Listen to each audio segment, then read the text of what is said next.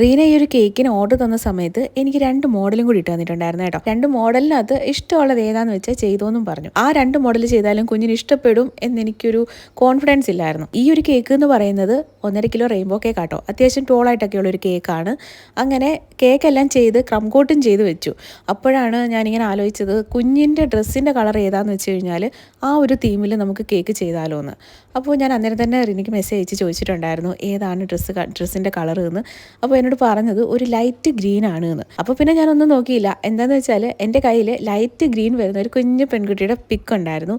മാത്രമല്ല കുറച്ച് green colour ബട്ടർഫ്ലൈസും കൂടെ ഉണ്ടായിരുന്നു. പിന്നെ ഞാനൊന്നും നോക്കിയില്ല. ആ ഒരു രീതിയിൽ കേക്ക് അങ്ങ് ചെയ്തെടുത്തിട്ടുണ്ടായിരുന്നു കേട്ടോ.